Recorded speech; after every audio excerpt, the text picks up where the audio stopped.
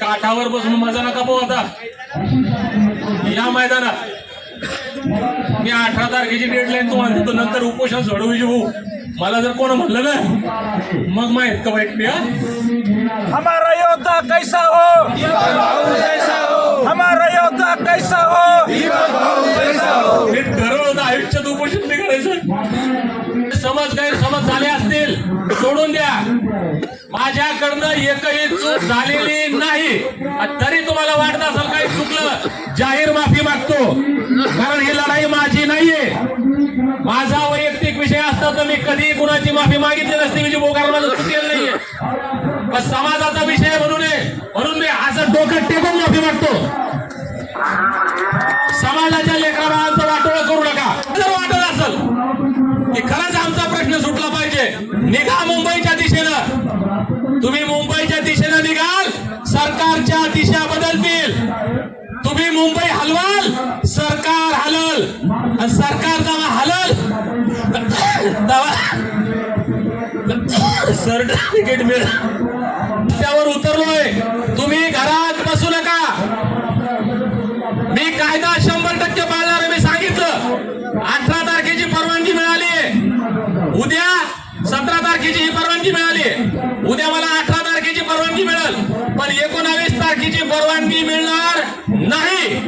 आणि जर 19 तारखेची परवानगी मिळाली नाही आणि 18 तारखेला जर मी इथून वापस गेलो, भाऊ मी सांगतो तुम्हाला, पटलं का नाही पटलं, मी 19 तारखेला गुढीपाडवा आहे, गोडगोड मला म्हणता, मी पण गोडगोड खायला उपोषण सोडून देईन. तुम्हाला जर गरज नसेल समाजाला तर आम्हाला आमचा जीव द्यायची गरज नाही. म्हणून तुमच्या हातात 2 दिवस आहे, सोडा काम धंदे हातातले. सर्व धनगर बांधवांना जय मल्हार. आता 5:45 वाजले. इतिहास मी सांगत नाही आता. आज या ठिकाणी आमरण उपोषण सकाळी सुरू झालं. ही जी परवानगी आहे आझाद मैदान या परिसरामध्ये आंदोलन करण्याची, माननीय उच्च न्यायालयानं नियम घालून दिलेले आहेत. संध्याकाळी 6 वाजता तुम्हाला ग्राउंड खाली करावं लागतं. 21 तारखेला सरकारनं प्रचंड पोलीस बळाचा वापर करत हे आंदोलन दडपण्याचा प्रयत्न केला, तरी सुद्धा मल्हार मावळे या ठिकाणी जागा बसायला कोणाला नव्हती. एवढं फुल्ल हे ग्राउंड भरलं होतं. मी सगळ्यांचा रोष पत्करत या ठिकाणाहून वापस गेलो, कारण कायद्याचं पालन केलं पाहिजे, नियमांचं पालन केलं पाहिजे. लोकांच्या भावना होत्या, ठीक आहे एक लिमिट असतं, अजून आमची सटकली नाही. ज्या दिवशी सटकन त्या दिवशी पाहू, पण ती सटकेल नव्हती. त्या दिवशी ठिकाणावर होतो, थोडंसं शांतता होती, आम्ही वापस गेलो. आज सुद्धा तीच परिस्थिती आहे. कायद्याचं पालन करणं गरजेचं आहे. अजून स्वाभिमानाला धनगरांच्या दिवसला म्हणून 21ला आलो होतो. काल पोलिसांनी परवानगी दिली, त्यांचे आभार. आमचा स्वाभिमान जपण्याचं काम केलं म्हणून आभार. आम्ही ज्या स्वाभिमानानं येण्याचा विषय इथं केला होता, मी त्याच दिवशी पोलीस प्रशासनाला शब्द दिला होता. परवाची मुख्यमंत्री महोदयासोबत बैठक झाली, तिथं सुद्धा स्पष्ट शब्दात आम्ही बोललो होतो की चर्चा भरपूर झालेले आहेत, अभ्यासक भरपूर आलेले आहेत, पुरावे भरपूर झालेले आहेत. जे काय असेल ते आता निर्णय करा. तुम्ही ज्या क्षणी निर्णय घेऊन आलात त्या क्षणी आम्ही आंदोलन स्थगित करू. आता या मिनिटापर्यंत आपल्या या आरक्षणाच्या मुद्द्यावर तोडगा निघालेला नाहीये.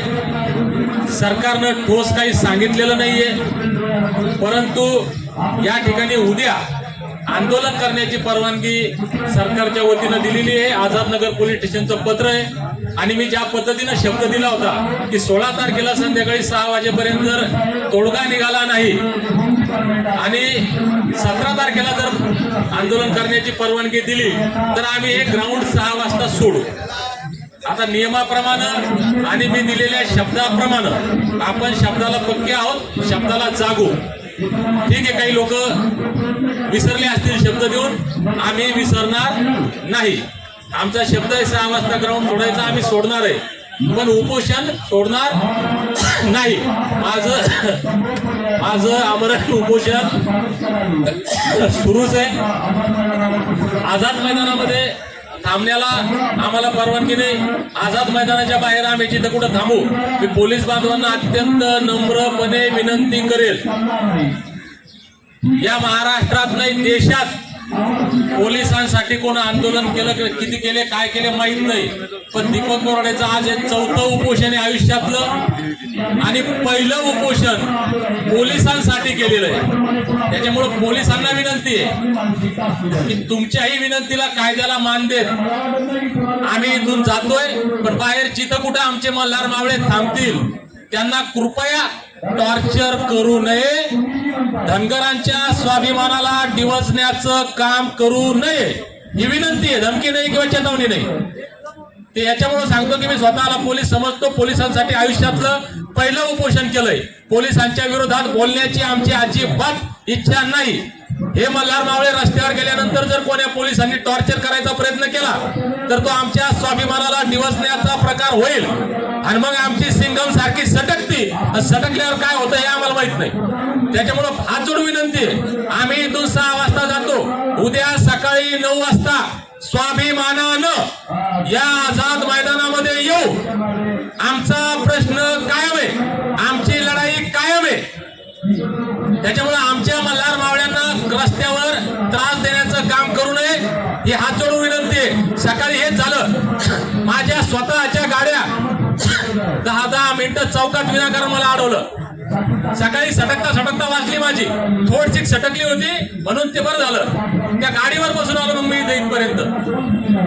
विनाकारण त्रास देऊ नका. तुमची प्रत्येक गोष्ट मी पाळतोय, तुमची प्रत्येक गोष्ट मी मानतोय, पण स्वाभिमानानं जगणारा माणूस आहे. समाज माझ्यापेक्षा जास्त स्वाभिमानी आहे. आमच्या स्वाभिमानाला दिवचू नका. आता आम्ही इथून जातोय. 6 वाजता मी ग्राउंड सोडणार. महाराष्ट्रातल्या प्रत्येक धनगराला विनंती आहे की आम्ही इथं उपाशी बसणार आहे. मी स्वतः आज फुटपाथवर झोपणार आहे. कोण कोण झोपणार आहे माझ्यासोबत फुटपाथवर? कोण कोण झोपणार आहे फुटपाथवर? तुम्ही किती पैशावाले, कोणते पद आहेत तुमचे? तुमचे करोडपती, तुमचे पैसे, तुमच्या प्रॉपर्ट्या घरी मान्य आहे? आम्ही सगळे फुटपाथवर झोपणार आहे. मी उपाशी आहे आणि सगळे लोक साक्षीदार आहे. मी जर अन्नाचा कण खाल्ला हे लोक सांगतील, हे लोक खातील, पण हातावर घेऊन खातील. मी भाषणात बोलत होतो नेहमी, आरक्षण मिळणार आहे पण घरी बसून मिळणार नाही. आरक्षण मिळणार आहे, मी मोठा आहे म्हणून मिळणार नाही.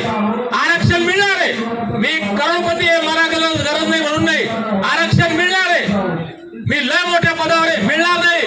आरक्षण मिळेल भावांनो, मला गरज आहे आरक्षणाची, माझ्या लेकरांना गरज आहे आरक्षणाची. हे ठरवून तुम्ही रस्त्यावर उतराल तेव्हा मिळेल. म्हणून आम्ही रस्त्यावर उतरलोय.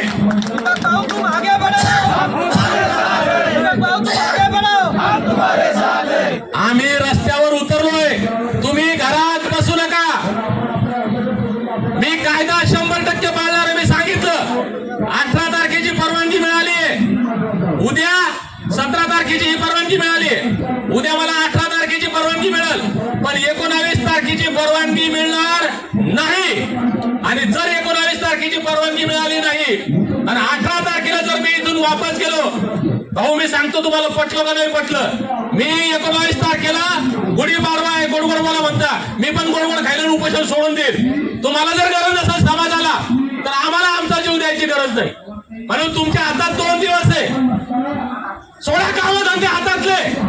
अरे आधी लग्न कोंडाण्याचं आणि मग राहायचं असं ज्यावेळेस तानाजी मालुसरे म्हणले त्यावेळेस स्वराज्य निर्माण झालं. तुम्हाला सुद्धा तेच म्हणावं लागेल. किती महत्वाचं काम तुमचं. मी आज बोलतोय ताकदीनं, उद्या मला बोलता येईल कधी माहित नाही. म्हणून मी 2 दिवसाची मुदत समाजाला दिलेली. आता समाजाला जर वाटत असेल की खरंच आमचा प्रश्न सुटला पाहिजे, निघा मुंबईच्या दिशेनं. तुम्ही मुंबईच्या दिशेनं निघाल, सरकारच्या दिशा बदलतील.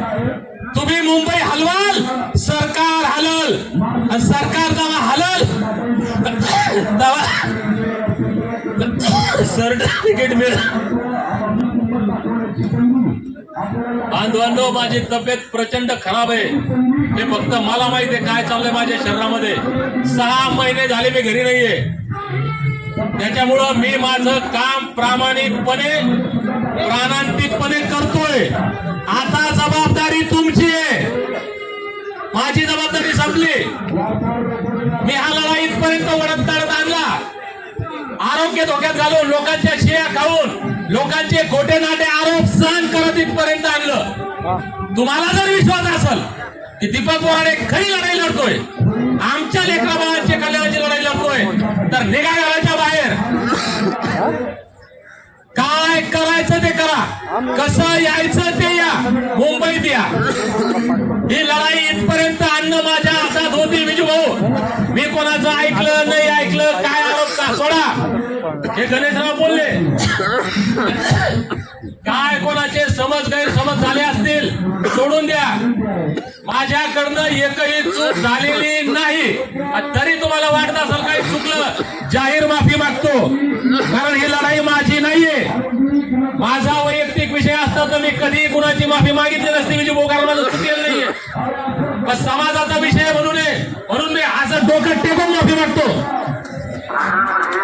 समाजाच्या लेकराबाळांचं वाटोळं करू नका. पुन्हा हा लढा भविष्यात उभा राहणार नाहीये.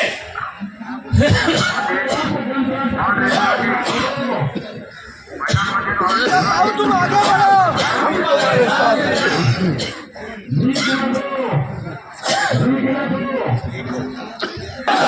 एकच मिशन. भावांनो, हात जोडून तुम्हाला विनंती करतो, पुन्हा हा लढा उभा राहणार नाही. जो काय होईल ना ते या याच्यात होईल. याच्यानंतर लढा उभा राहणार नाही. आता तुम्हाला सांगतो, पुन्हा दुसरा दीपक बोराडे येणार नाही. आला तर तुम्ही विश्वास ठेवणार नाही. कोणी येणार नाही इकडं मुंबईला नाही, कुठंच नाही. काठावर बसून मजा नका पाहू. आता या मैदानात मी 18 तारखेची डेडलाईन तुम्हाला देतो. नंतर उपोषण सोडवू भाऊ. मला जर कोण म्हणलं ना मग माहित का वाईट मी. हमारा योद्धा कैसा हो, हमारा योद्धा कैसा हो. हे ठरवलं आयुष्यात उपोषण नाही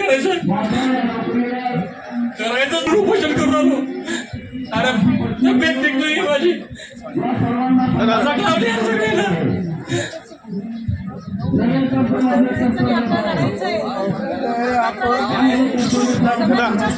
हमारा नेता कैसा हो, हमारा नेता कैसा हो. जळकोट. आरक्षण आमच्या हक्काचं. आरक्षण आमच्या हक्काचं. सगळ्या समाज बांधवांना एक विनंती आहे.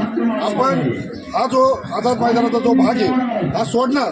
आपण कुठंच याच्या लगेच फुटपाथवर जिथं जिथं जागा सापडेल. मला आत्ता बिरू कोळेकरांनी विचारलं की आपल्या बाकीच्या बांधवांची व्यवस्था कुठं करायची. मी त्यांना स्पष्टपणे सांगितलं की आपण महाराष्ट्रातल्या जनतेला सांगतो, आम्ही फक्त तुमच्या खाण्यापिण्याची व्यवस्था करू. राहण्याची व्यवस्था कुणाचीही करणार नाही. कोणा म्हणलं तरी आम्ही व्यवस्था घेणार बी नाही. आम्ही रस्त्यावरच राहू, फुटपाथवर राहू. 18 तारखेच्या 6 वाजेपर्यंतचा मी टाइमलाईन देतोय भावांनो. 18 तारखेच्या 6 वाजेपर्यंत तुम्हाला काय करायचं ते करा. तोपर्यंत मी तुमचं ऐकल. 6 वाजता मी प्रशासनाचं ऐकल. त्याच्यामुळे आता ही लढाई तुमच्या हातात आहे. तुम्ही ठरवा काय करायचं. आज माझ्या हातातून आवाज तोंडातून निघतोय. गेल्या 6 महिन्यापासून भाऊंच्या डोळ्यात आज अश्रू आले. मी कधीच त्यांना डोळ्यात अश्रू पाहिले, रक्ताने पाहिलं. प्रत्येकाने या प्रत्येक अश्रूची किंमत लक्षात घ्या. 18 तारखेला उद्या परवा तुम्ही सगळे या लढ्यात सहभागी व्हा.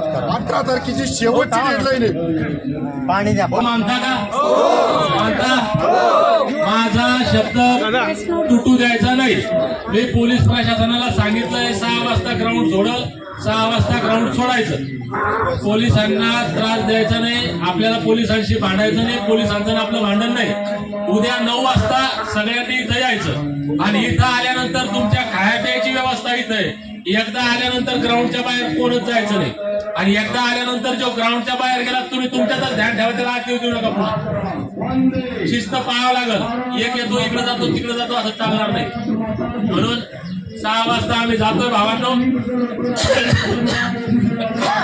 आम्ही सगळे घरदार सोडून 6 महिने झाले फिरतोय. हे सगळे आंदोलन करते. कोण रिकामा यातलं याला काही काम धंदे नाहीत का? याच्या मागे लग्न नाही का? हे पाटोड साहेबाच्या सख्या भाचीकडे लग्न आहे, ते नाही आले का लग्न सोडून? अरे ही समाजाची तळमळ चालली बाबांनो. पण पुन्हा एकदा समाजाला हात जोडून कळकळीची विनंती करतो. आपल्याला जर असं वाटत असेल की लेकरा बाळांचं कल्याण व्हावं तर आता आपण मुंबईच्या दिशेने यायला पाहिजे. दुसरा पर्याय आपल्याकडे नाहीये. तेव्हा आता उद्या भेटूया सकाळी 9 वाजता. तोपर्यंत हे आंदोलन तर चालूच आहे, पण आमरण उपोषण सुद्धा चालू आहे. हे सगळे लोक माझ्या आजूबाजूने मी ग्राउंड मध्ये झोपणार आहे. एक अन्नाचा कण जर खाल्ला, थोडा जरी फॉल्ट केला, ते तुम्ही सगळे कॅमेरे म्हणून राहा. काय सरकारला काय माझी मेडिकल तपासणी करायची, काय ब्लड सॅम्पल घ्यायचे, मी आता बसून बोलतोय. उद्या मला माहित नाही काय माझी तब्येत, मला माहित नाही. सरकारनं आता काय तुमच्या तपासण्या करायच्या ते करू शकता. पण सरकारला एक सांगणं, कृपा करून माझा आवाज डाऊन होण्याची आणि माझ्या मरणाची वाट पाहू नका फक्त. धन्यवाद. जय मल्हार.